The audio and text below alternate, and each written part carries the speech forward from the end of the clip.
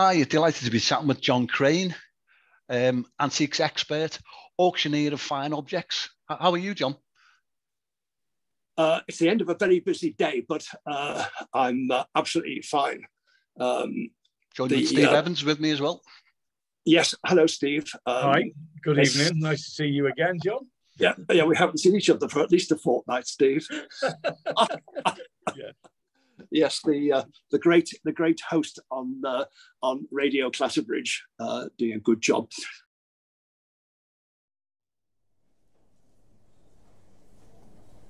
I'm John Crane of Cato Crane and Company. We've been here 30 years now in Liverpool.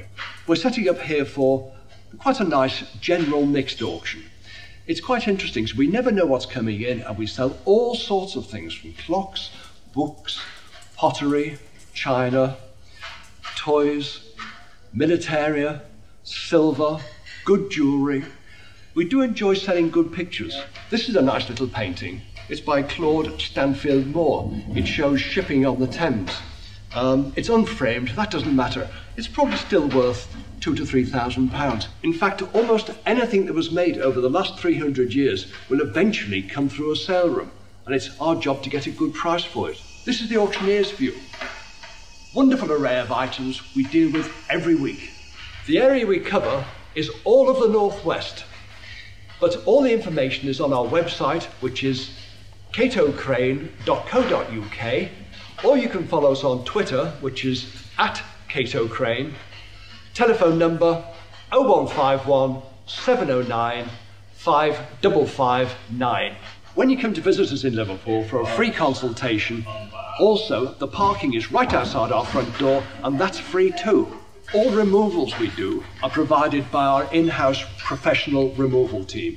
It's a secure service, and they're out every single day of the week. £2,500, all finished, successfully sold with Cato Crane. Yeah, can you take us back to the start of your career, John? You've been in the business, what, 35 years? Tell us how you got interested in antiques. 40 years. Well, I hate to say this, but when I was at school, I used to take days off, and I found a way of escaping school and going to auctions with my mother, who was very interested, and she used to go with a friend to auctions, and it was an exciting experience because you would go to a big house sale in Cheshire or Liverpool, and in those days there were the big houses around Septon Park and Birkenhead, Oxton, and they used to have the sales actually in the house in those days, and everything would be lotted up, and there'd be lots of I have to say, expensive cars, people walking around with wads of money in their pocket, antique dealers. And I thought this was quite exciting, and it was sort of an experience. I've never experienced this side of life before, because I wasn't sort of brought up in a business world for various reasons. And it was a mystery to me. And I thought, well, wouldn't mind a big car and wads of money in my pocket. And I mean, it never happened, but you know, when you're 16 or 15, it's a very exciting business. And this secrecy of bidding and who was bidding and why they were bidding, and why did one set of chairs in those days bring £10,000 and then the table would bring £30, or how did it all work? It actually fascinated me, and I have to say, still does really.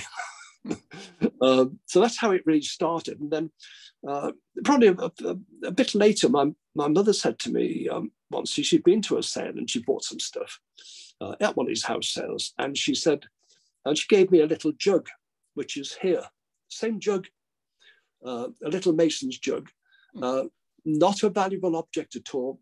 And she said, here, I've been to a house sale, would you like this to put on a shelf in your bed? I said, yes. I said, but how do you know it's old? Is it antique? Well, she said, it's quite old, yes. I've had it ever since, and it'll probably be one of the very, very last possessions that I would actually part with. So that was the start of it. I was working in a different business altogether, fashion industry, marketing, interesting work. And I was working partly in Liverpool, partly in London. And I worked with some people who were very, very good to me, and they taught me business.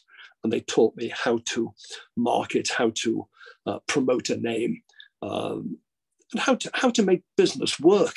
And it's not difficult. You just work hard.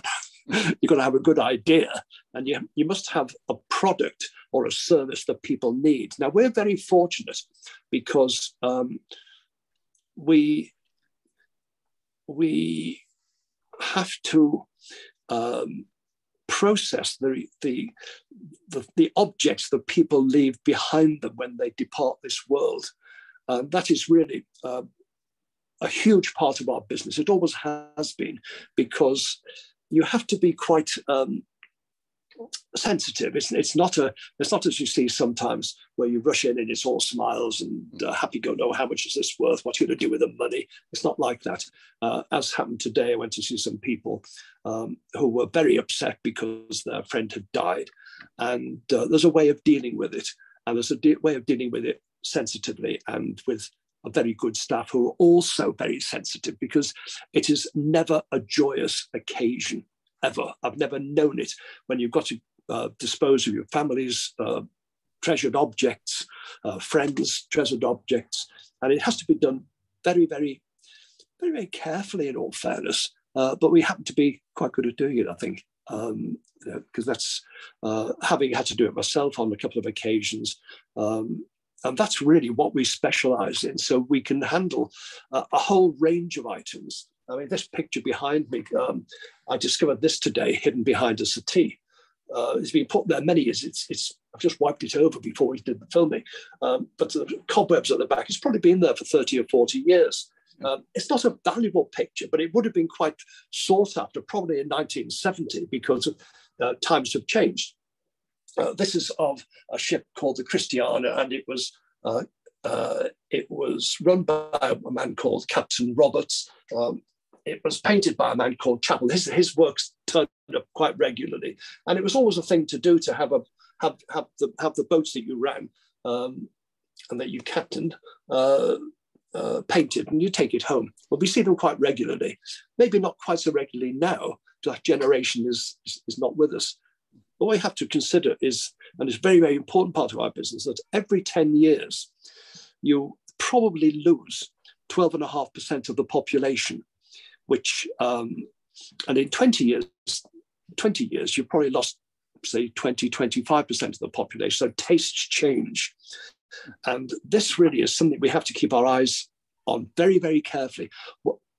Not what do we think people should have, but what do people want, and what are people going to bid on?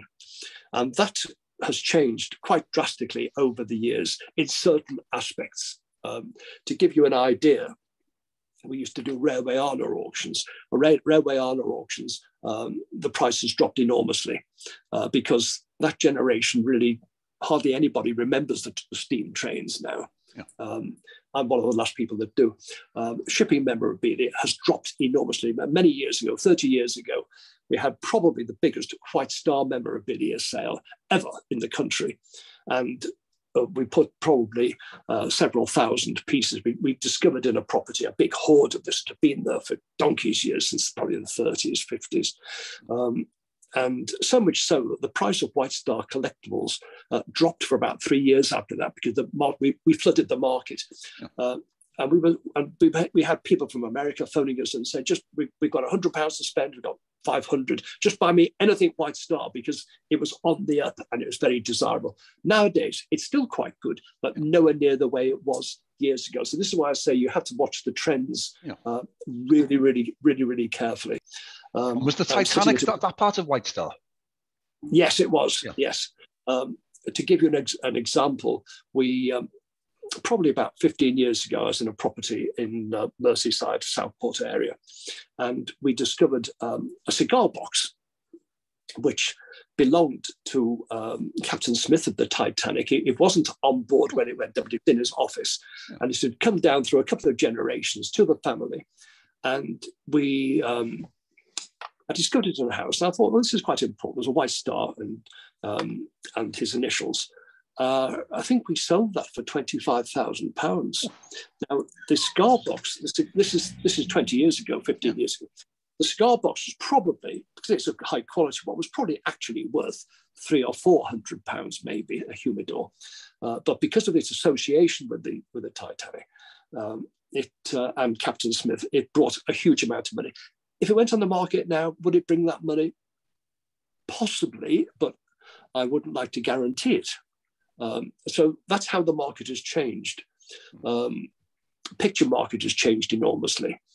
Victorian water oil paintings, which there's one just over here in my office, which many years ago, sort of probably pre the 2008 crash, would have brought maybe £10,000-12,000.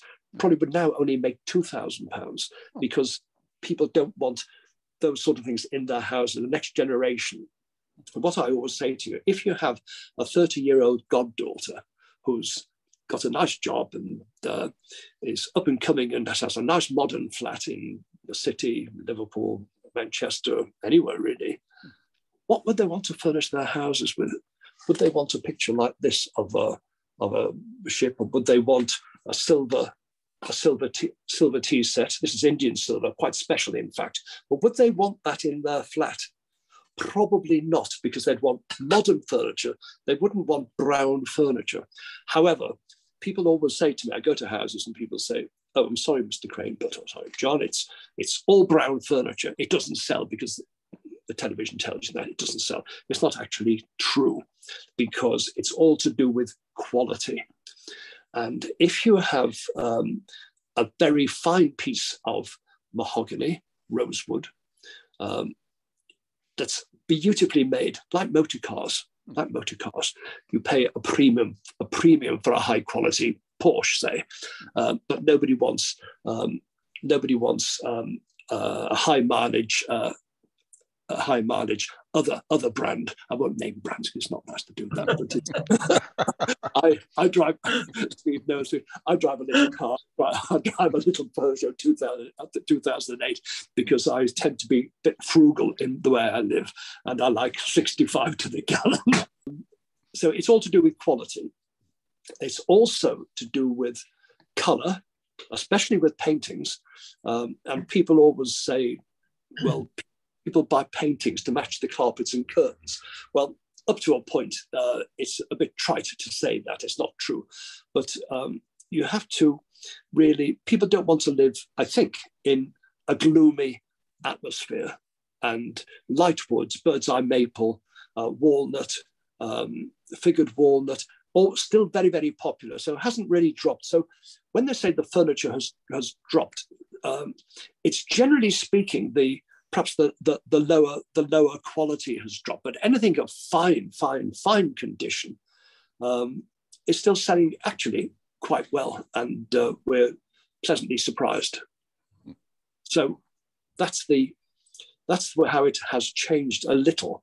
In essence, the fine objects will always find a buyer.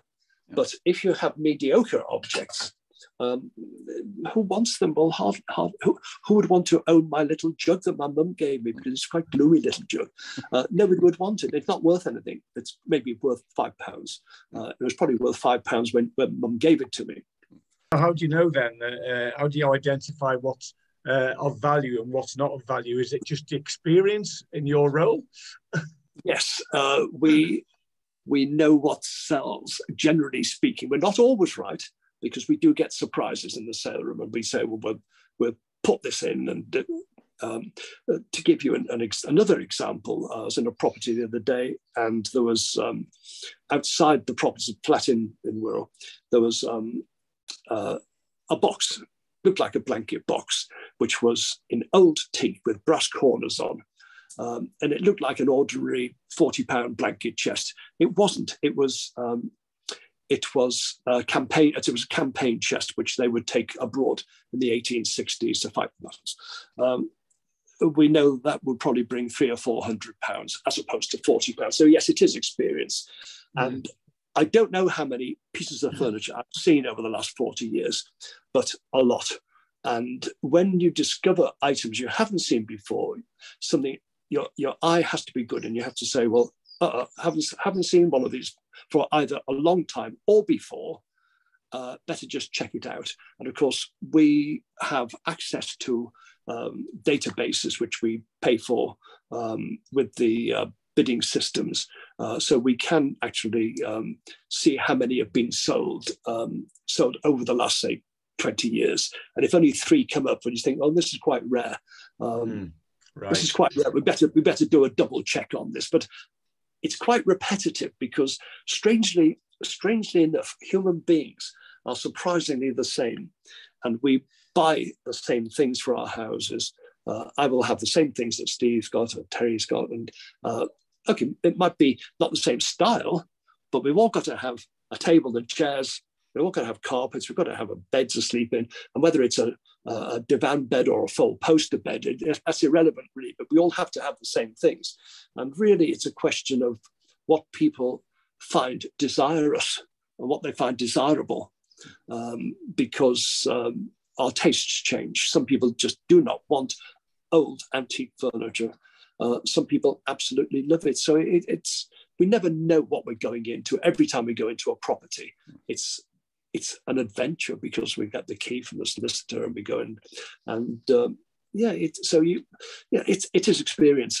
And we have checks, and also you have to have what is called a good eye. A good eye. So when you see something, it's good because your eye is good. Now, you can't teach anybody to have a good eye. You are born with a good eye, or you're born without a good eye. And sometimes you see, especially with pictures, you see a picture and think, oh, this is a good picture. And people say, well, why? I don't know, but I'll find out. And you're not often wrong. When you've been doing it a long time, you're not often wrong. But if you discover an object that you don't know what it is, or you haven't seen one before, you must assume it's valuable until you prove that it isn't. But objects, to give you an example again of that, there's a glass here, which just happens to be on my desk. Now, does that look anything to it's a drinking glass, a little cordial glass? They're not commonplace now. I probably discover maybe 6 a year, but this is known as an air twist glass of about 1770. How do I know? Well, I've seen lots over the years, and when I was quite young, 20, it was one of my first purchases, and I paid £20 in an antique shop in Bath and took this prized glass home. Still got it. So that's experience. But anybody who didn't know, they would just say, it's a glass. Yeah. Glass worth Yeah. 2 and 6pence. Yeah. So, but it's actually probably worth at auction about 140, 160 pounds. So it's quite a valuable knob. But the average person really wouldn't know. But that's my job. That's what people pay me for, to go into a property and say, that's good, that's valuable, that isn't. Chuck that out, keep that, and so on and so forth. But that is doing it day in, day out, but also having a passion for it and actually wanting to know.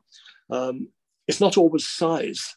Size doesn't always matter, because you've got a 3-piece silver Indian tea set, which happens to be a very, very good piece of Indian silver. And people might say, well, there's no hallmarks on it. It's not worth anything. That doesn't matter, because of its quality, and all this is handmade. That would probably bring quite a lot of money. People say, well, what do you mean quite a lot of money? If it was an English one of sort of 1850, it would bring maybe £400 or £500. But because of its quality of Indians, this is a super one. This could bring 1,200 quite easily, could do. But even though it's not hallmarked, there's no English hallmark stamps on it. Little box like this, which again, you could miss in a house quite easily. It's a little snuff box, nice. It's got a gilded interior, which is always a good sign of quality. But it's made by a man called Nathaniel Mills, probably about 1850. But he was a super maker, and he made card cases. Whenever you see a piece of Nathaniel Mills silver, you know it's good. But that's only experience. I used to go to London years ago when I was younger, and go into the major antique places there in Bond Street, and they'd have a whole cabinet full of Nathaniel Mills silver. So that's how you learn. But you must have a good memory. You must remember what you've seen, and that's the important thing. Yeah. Can I ask you? You mentioned databases before. What did you do in the days before databases? Going back, you've been in this industry for what, past 35, 40 years. I mean, people say, you know, how did people do research before Google? What, you couldn't walk to a site with a huge research book. That was a different era, and that was memory and pure experience. It was pure experience, and you'd have to work with the master auctioneers who are highly experienced, who would actually teach you. The problem is in the business that nobody really teaches. There are courses you can go on different places, which are very, very good in many cases, but in a year you can't really see all that much stuff. You know, but over the years, and I guess you might make mistakes occasionally, but you don't make the same mistake twice. But in the old days, yes, it was the highly, highly experienced people that say, well, if you ever see this, they're valuable. And certain bits of information, you might only use wheatstone and crab. That's something you have to remember. Wheatstone and crab for those harmoniums, those squeeze boxes. And you might only use that information half a dozen times in your career. It's like these glasses. You say, well, you might go 4 or 5 years without seeing one, but then suddenly you say, I don't remember it. I've seen one before, and so it was experience then, and hours and hours, and trying to find antique dealers, auctioneers who are generous with their knowledge. And some people are very, very generous, you know, and they will tell you things and explain. Other people keep their knowledge to themselves, because once they've given you their knowledge, they've almost given a little bit of their business away. Yeah. I'll give you an example of knowledge. When you have these oak joint stools, they're plain, and most of them are Victorian, and they've been made in the last sort of 100 years, and they've been stained, French polished, and they look as though they're 16th, 17th century, 18th century, but they're not, quite obviously. And the simple answer is, well, what clues do you look for? So you can pick one up, and round the top of it, where you pick the stool up, on a very old one, you'll find a big line of dark grease marks underneath, which only around the edge of the top of the stool, where it's been picked up for 200 or 300 years. Every time it's picked up, a little bit more grease goes. You can't replicate that with French polish or staining. So if you see that, you think, this could be an early one. Scrimshaw is another example. Scrimshaw, when you have a whale's tooth, which has been brought back, and the sailors would carve a design on it, mermaids, the ship where they were on, they would use a scribe, and they'd very carefully. Now then, the question is, people put them through auctions. How do you know whether it's an original one from 1830 with the original drawing or the original scribing and the design is original, or whether someone's found a whale's tooth somewhere and put a modern one on just to make it worth not £5, but to be worth £500? How do you know the difference? Well, quite easy, because if it was put on originally when the whale's tooth was fresh and wet, and you used your scribing instrument to do the design on it, the lines you make, they're absolutely clean. If it's done 100 years later when the whale's tooth is dried out, they're all splintered, and you need an eyeglass just to look at it. Now, it's quite, so someone explains it to you, it's quite easy. So that makes the difference between making a mistake and paying £500 for one which was scribed and decorated 10 years ago or 150 years ago. So it's those sort of things which I have to say we don't even think about, because it's what we do. As soon as you pick one up, you get the glass out and say, oh yes, this is an old one, or oh no, this has been a splinter. Someone's trying to enhance its value. So it's those sort of things. But some people will teach you that. So it's not difficult, but you need a good teacher. And I was quite lucky that. And the other way, of course, of learning is you need to spend a lot of time in the London auction rooms, and you sit there, week in, week out, every sale you go to, And you go to the big antique fairs. In the old days, it was Portobello Road. It's not as good as it was, I think. But you might do 24-hour working days, and you'd leave the north of England. You'd be down in London at 5:30 in the morning, and then you'd find dealers who would be quite generous with their night. But you look and you watch, and you just see what's selling. There's no easy way, but you have to have. I guess you've got to have a passion for it, and as an auctioneer, it's quite good fun, really. Yeah, I bet it is. Yeah. Speaking of, you talked about mistakes before. Have you ever dropped something really valuable, or has one of your staff dropped something and damaged it? And has it been disastrous, or we don't talk about that? Yeah, it does. I have to say.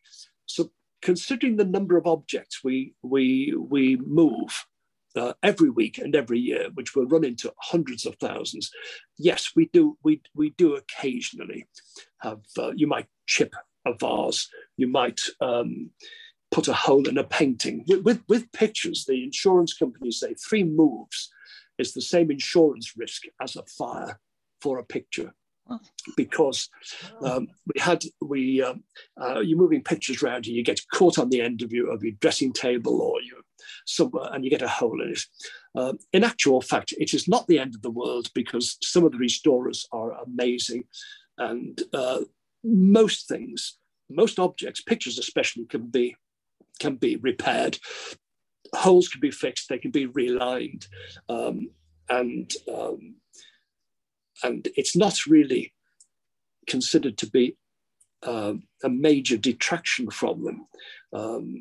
I had an occasion quite recently where we had some pictures in a property, and the paint was all rippled. It was actually lifting from the canvas, because the people who had these pictures on a staircase where the kitchen steam went into the hall, up the staircase, and they went behind the picture, and the canvas got a little bit damp. That lifted the paint.